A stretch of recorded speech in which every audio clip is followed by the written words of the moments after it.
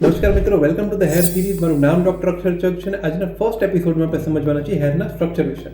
હવે હેરમાં મેઇનલી બે સ્ટ્રક્ચર હોય છે, એક કે જે સ્કિનની ઉપર હોય છે અને એક કે જે સ્કિનની નીચે હોય છે. જે સ્કિનની ઉપરનું સ્ટ્રક્ચર છે તેને આપણે હેર શાફ્ટ કહીએ છીએ. હેર શાફ્ટમાં મેઇનલી 3 લેયર હોય છે. સૌથી બહારનો લેયર જે હોય છે તેને આપણે ક્યુટિકલ કહીએ છીએ, કે જે કેરેટિનનું બનેલું હોય છે અને આપણા હેરને સનલાઇટ અને વોટરથી પ્રોટેક્ટ કરે છે.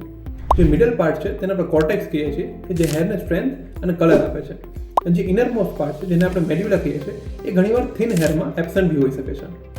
તો હવે જે સ્કિનની અંદરનો ભાગ છે એની આપણે વાત કરીએ, તેમાં મેઇનલી બે સ્ટ્રક્ચર હોય છે, હેર ફોલિકલ અને હેર બલ્બ. હેર બલ્બ જે છે એ હેર ફોલિકલના બેઝમાં હોય છે અને ત્યાં જ મેજિક થતું હોય છે હેર ગ્રોથનું. ત્યાં ઘણા બધા એવા હેરના સેલ્સ હોય છે કે જે રેપિડલી ડિવાઈડ થતા હોય છે અને આપણે હેરને ગ્રો કરવામાં હેલ્પ કરે છે.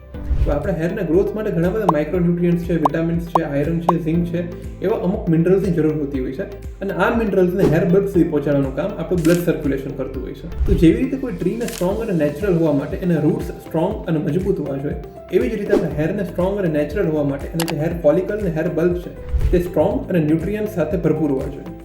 આગળની રીલ્સમાં આપણે જોશું કે હેર સાયકલ શું હોય છે અને હેર ફોલ શું કામ થતું હોય છે. આવી જ રીતે હેલ્થ હવે રહેવા માટે ડુ ફોલો ફોર મોર.